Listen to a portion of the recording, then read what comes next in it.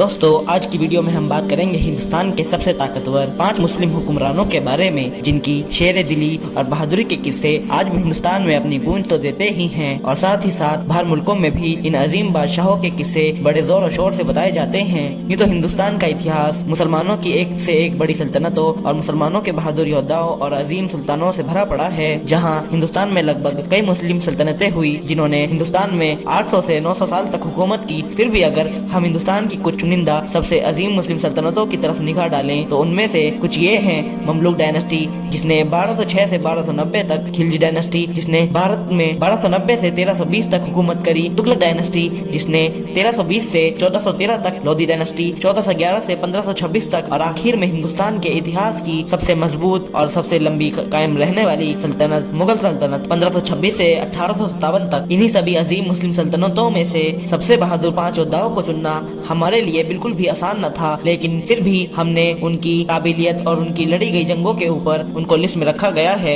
दोस्तों यही थे वह हिंदुस्तान के सबसे अजीम बादशाह जिन्होंने हिंदुस्तान को दुनिया का एक सबसे ताकतवर देश बना दिया था। इन अजीम योद्धाओं के दौर हुकूमत ने हिंदुस्तान की सरजमी को आज के अफगानिस्तान तक फैला दिया था और भारत में सबसे ज्यादा स्कूल और कॉलेज भी इन्हीं मुस्लिम गाजियों ने ही बनवाए थे। और इनके दौर हुकूमत में किसी भी बाहरी हुक्मरान की हिंदुस्तान के ऊपर हमला करने की हिम्मत ही नहीं होती थी। पूरी दुनिया में कोरहा मचाने वाले और अपना डंका बजाने वाले मंगोल भी इन मुस्लिम योद्धाओं के आगे बिल्कुल न टिक सके थे और उनके होते हुए ब्रिटिश एम्पायर की भी ये हिम्मत नहीं थी कि हिंदुस्तान में अपने कदम रख सके। अपने दुश्मन की बड़ी से बड़ी फौज को अपनी छोटी सी फौज से हरा देना इन जाबाजों का चुटकियों का काम हुआ करता था। दोस्तों आज हमारे साथ जानिए कि आखिर कौन थे वह बहादुर योद्धा जिनको हमने हिंदुस्तान के इतिहास में सबसे बड़े 5 गाजियों की लिस्ट में शुमार किया है। वीडियो को शुरू करने से पहले आपसे छोटी सी गुजारिश है कि हमारे चैनल को सब्सक्राइब कर दें, बेल आइकन को प्रेस कर दें, जिससे नई आने वाली वीडियो आपके पास जल्द से जल्द पहुंच जाए। तो चलिए शुरू करते हैं।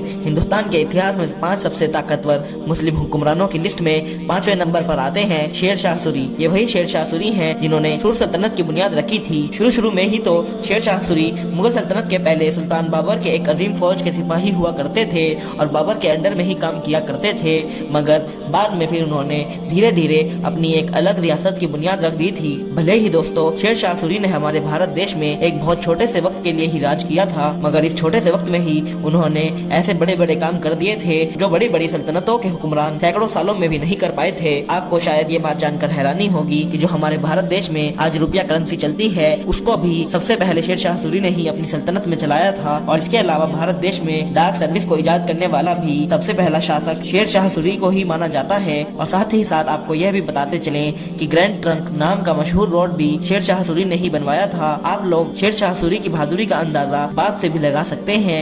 एक वक्त ऐसा भी आया था कि शेर शाह सूरी ने अपनी बहादुरी के दम पर भारत देश से मुगल सल्तनत को पूरी तरीके से खत्म ही कर दिया था, मगर शेर शाह सूरी के इंतकाल के बाद जब उनकी सल्तनत को उनके बेटे ने संभाला, मुगल सल्तनत के बाबर के बेटे हुमायूं ने भी अपनी खोई हुई सल्तनत को दोबारा शेर शाह सूरी के बेटों से हासिल कर लिया था। और दोस्तों एक बार फिर मुगल सल्तनत की हमारे देश में वापसी हो गई थी। भारत देश के टॉप सबसे ताकतवर मुस्लिम हुक्मरानों की लिस्ट में चौथा नाम था टीपू सुल्तान का आता है। चौथा नाम टीपू सुल्तान का आता है, वही टीपू सुल्तान जिनको उनके एक जुमले से भी जाना जाता है, और वह जुमला उन्होंने उस वक्त कहा था जब वह अपनी आखिरी सांसें ले रहे थे। और यह जुमला यह था कि गिदड़ की 100 साल की जिंदगी से बेहतर है कि शेर की 1 साल की जिंदगी हो। दोस्तों टीपू सुल्तान को अंग्रेजों के खिलाफ लड़ते हुए शहीद होने वाला भारत का पहला हुक्मरान भी माना जाता है, यानी उससे पहले भारत का कोई भी हुक्मरान अंग्रेजों के खिलाफ लड़ते हुए शहीद नहीं हुआ था। और यही वजह थी कि 1799 में टीपू सुल्तान शहीद होने के बाद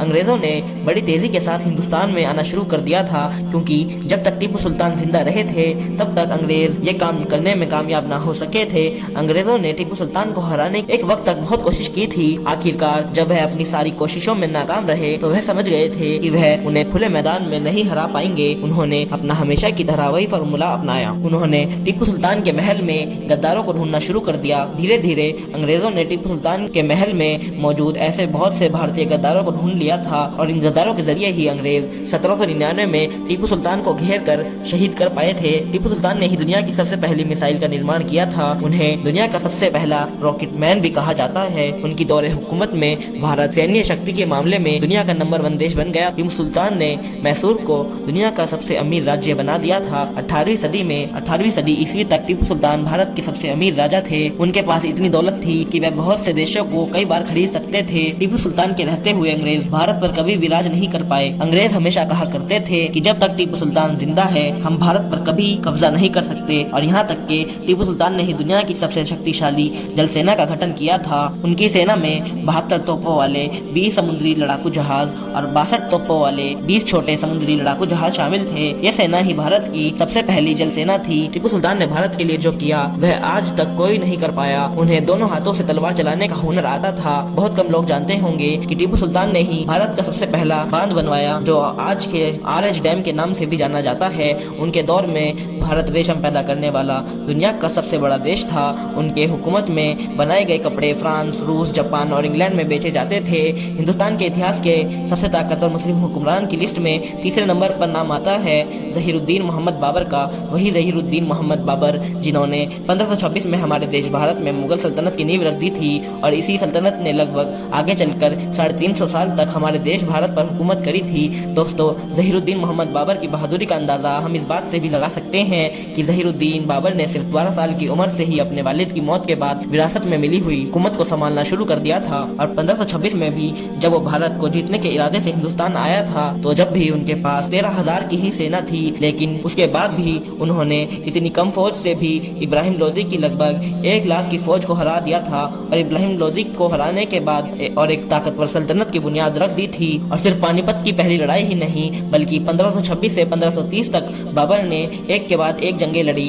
हर जंग में ही बाबर को फतह नसीब हुई। उन्होंने ही भारत में पहली बार बारूद का इस्तेमाल किया था और तोपों और रॉकेट को बनाने की टेक्निक भारत लेकर आए थे। बाबर के पास उस वक्त की सबसे ताकतवर सेना मौजूद थी। उनके पास मौजूद हथियार यूरोप और अमेरिका से भी ताकतवर थे। बाबर ने बड़े पैमाने पर हिंदुस्तान में मस्जिदों और मदरसों का निर्माण किया। भारत के सबसे महान योद्धाओं की लिस्ट में दूसरा नाम भी मुगल सल्तनत के बादशाह सुल्तान औरंगजेब आलमगीर का ही आता है। औरंगजेब आलमगीर को हिंदुस्तान के इतिहास का भी सबसे ताकतवर बादशाह माना जाता है, क्योंकि औरंगजेब आलमगीर ने अपने बाप दादा से विरासत में मिली मुगल सल्तनत को इतने बड़े इलाके में फैला दिया था, जितने बड़े इलाके पर मुगल सल्तनत अपनी 350 साल की हिस्ट्री में ना तो उससे पहले कभी इतने बड़े इलाकों पर फैली हुई थी, ना ही उसके बाद कोई इतने बड़े इलाके पर फैला सका था। उनकी हुकूमत में सल्तनत की सीमाएं इतनी बड़ी हो गई थी कि उनके बाद आने वाले सुल्तानों को इतनी बड़ी सल्तनतों को संभालना बस का नहीं रहा था। और इस हद से ज्यादा बड़ी सल्तनत पर औरंगजेब आलमगीर ने लगभग 40 से 50 साल राज किया था। उस दौर में औरंगजेब आलमगीर के पास दुनिया में सबसे बड़ी फौज थी। औरंगजेब आलमगीर की फौज जिस तरफ रुख कर लिया करती थी, उसी तरफ के इलाके की फतह होनी तय थी। औरंगजेब की सेनाएं डेक्कन के सुल्तानों, अफगानों और मराठाओं से लड़ लड़कर इस तरह ताकतवर और अनुभवी हो गई थी कि वह दुनिया की किसी भी बड़ी फौज से लड़ सकती थी। उनके दौरे हुकूमत में सल्तनत की सीमाएं काबुल से लेकर ढाका तक और कश्मीर से लेकर पुडुचेरी तक 40 लाख वर्ग किलोमीटर में फैली हुई थी। उनके दौरे वक्त में हिंदुस्तान की सीमाएं इतनी बड़ी हो गई थी जिसमें आज कई देश आबाद हैं। उनके वक्त में हिंदुस्तान भी कपड़ा बनाने वाले देशों में पहले नंबर पर आता था, और उस वक्त अमेरिकी डॉलर की कोई भी कीमत नहीं थी, और बल्कि हमारे हिंदुस्तान का 1 रुपया यूरोप के कई पाउंड के बराबर होता था। दुनिया की कुल GDP का 1/4 हिस्सा यहीं से पैदा होता था। उस वक्त समझ लीजिए मुगल सल्तनत का वही सतर था जो आज के दौर में अमेरिका का है। और टेक्नोलॉजी के मामले में भी हिंदुस्तान ने दुनिया के सभी देशों को पीछे छोड़ दिया था। उन्होंने अपने दौर में ऐसी तोपों का निर्माण किया था जिनके आगे टिकना नामुमकिन था। उनके पास अज़्ज़ेहा पेकर नामी ऐसी मशहूर तोप थी जिसकी मदद से 35 किलो वजनी रॉकेट भी फेंके जा सकते थे। एक अंदाजे के मुताबिक मुगल सल्तनत की फौज की तादाद उस वक्त 9 लाख से भी ज्यादा थी, और पंडितों को पेंशन देने का इंतजाम भी औरंगजेब ने ही शुरू कराया था।